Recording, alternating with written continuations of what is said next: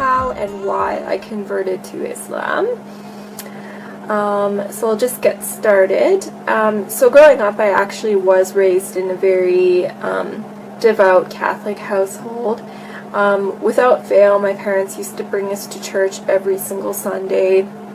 We used to practice all of the holidays and celebrate all the holidays in the religious sense. My parents would fast on Fridays.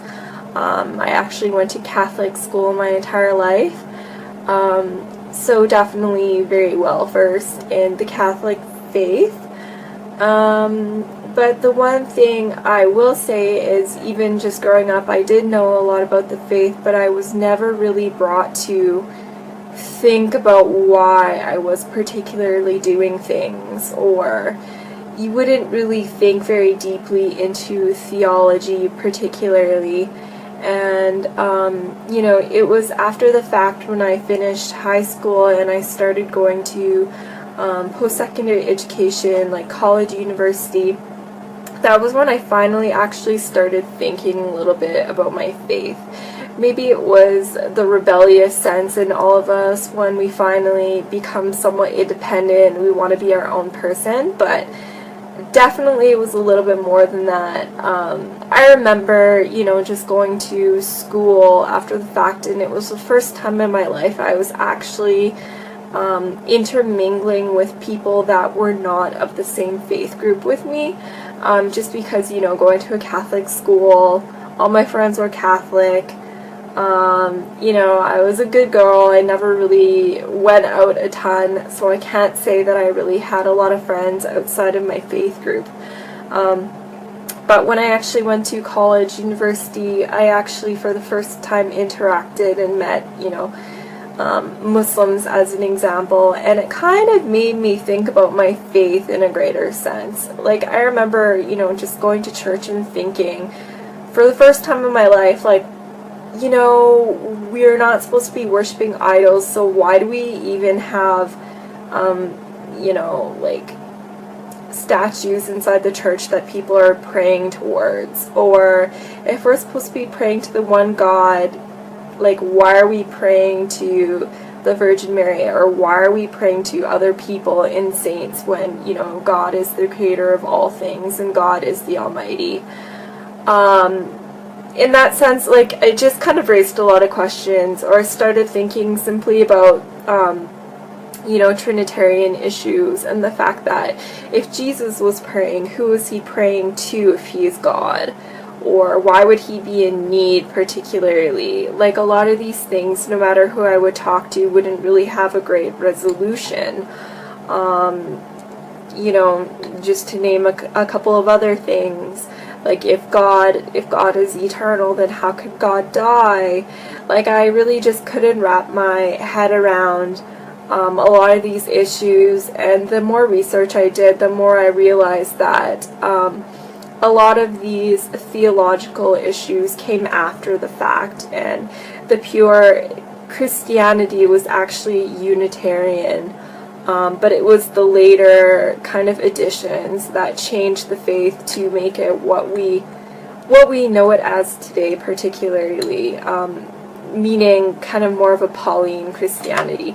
But I won't get into that. So generally, at that point, that was kind of when I was questioning a little bit more. But I really didn't have much of a solution. I just had questions. I started kind of looking into agnosticism, just because I figured, you know, if Christianity is wrong and, you know, all of these other religions are quote-unquote polytheistic, and I can't really accept that. They're either polytheistic or they're not particularly religions. They're more kind of like ways of thinking and whatnot. I don't really want to be involved with any of these, and I never really found a good monotheistic solution, but at the same time I wasn't really looking much into religion. You know, but then I got to a point where I actually got in discussion about religion with some Muslims, actually, when I was at school. And I really didn't know much about their faith, to be quite honest. I had all of the stereotypical kind of ideas as to what Islam actually was.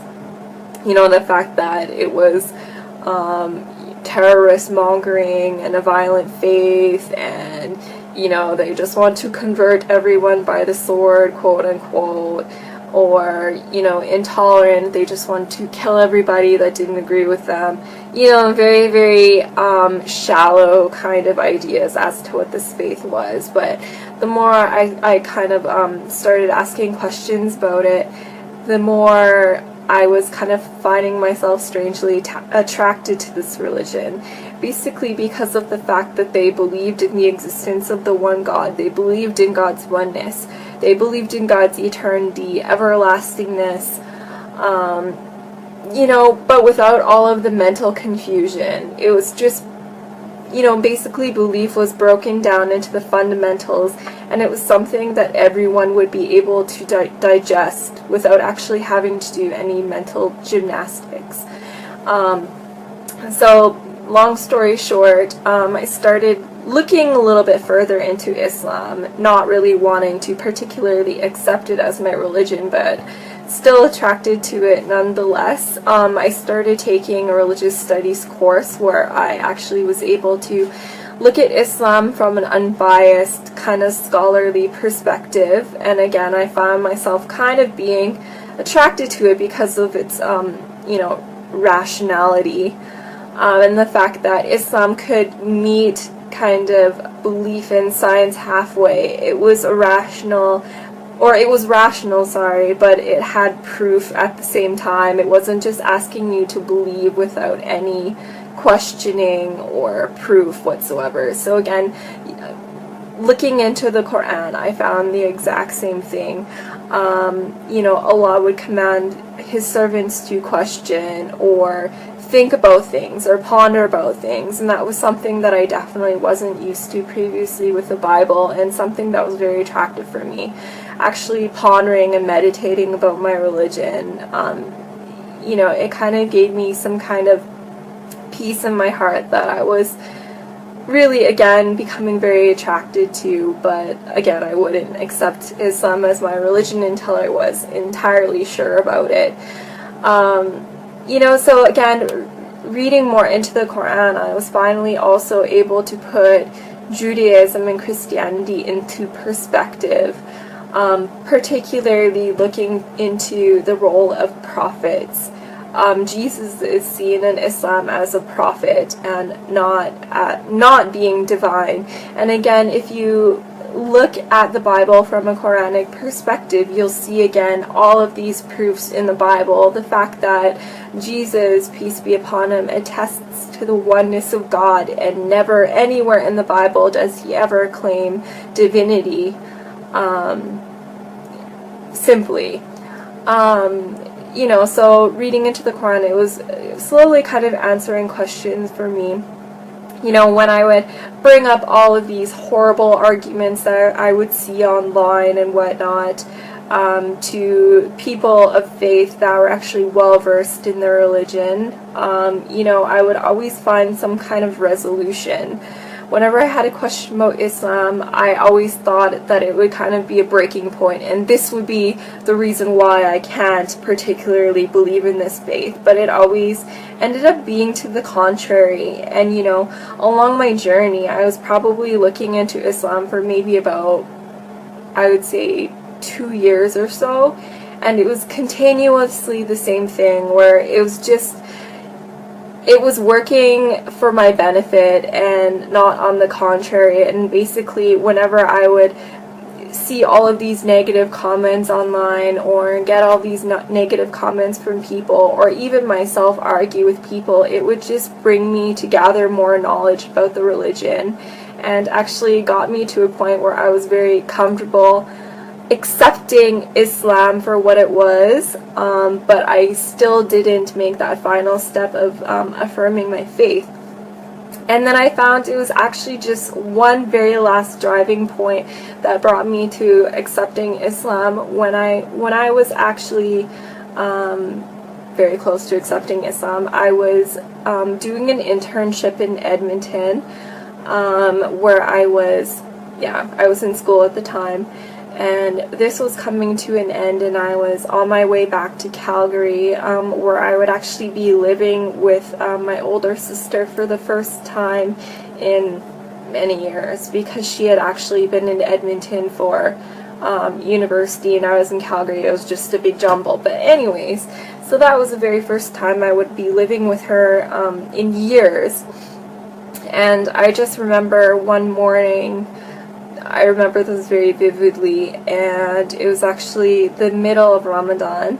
I wasn't practicing or anything yet at that point. I'm still looking into Islam, but I heard like some crazy rustling noises and business going on in the kitchen, and I was like, what is this? What is going on? And it was really early in the morning, and then I found my sister in there eating a bowl of cereal, and like she had all this food around her. And I kind of questioned her as to what she was doing, and I realized at that point that she was trying to attempt to fast. So everything kind of came together at once, and I realized that at the same time when I was looking into Islam, my sister was also, even though we were separately living in completely different cities and didn't talk about religion whatsoever, we were actually going through the exact same thing. So that kind of brought me to a point where I was feeling a little bit more comfortable in my decision, you know, to potentially accept Islam. And my sister and I, we ended up actually going to a lot of religious lectures and lessons together, and kind of furthering our knowledge together and searching together. And we got to a point a few months later where we actually ended up attesting and affirming our faith in Islam together and saying our shahada, alhamdulillah.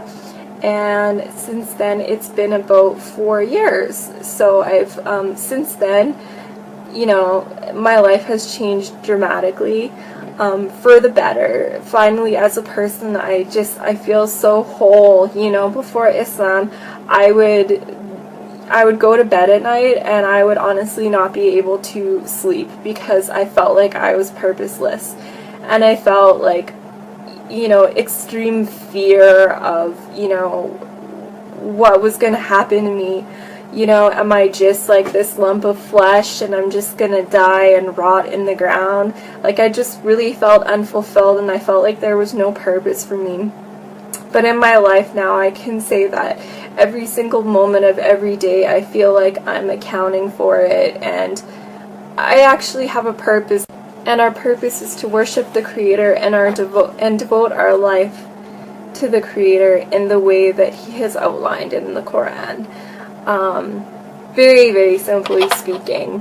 But anyways, so that's my story. I'm going to keep it short and leave it at that. But inshallah, I hope any of you out there perhaps benefited from this story, and I hope to be of service to anybody, you know, with any questions about Islam whatsoever. I would love to kind of dispel any myths and use my knowledge that I've gained over the past couple of years to, you know, maybe inspire you guys in some way, or at least provide you with some knowledge, or answer any of the questions that you've been burning to have answers to. But for now, Islam.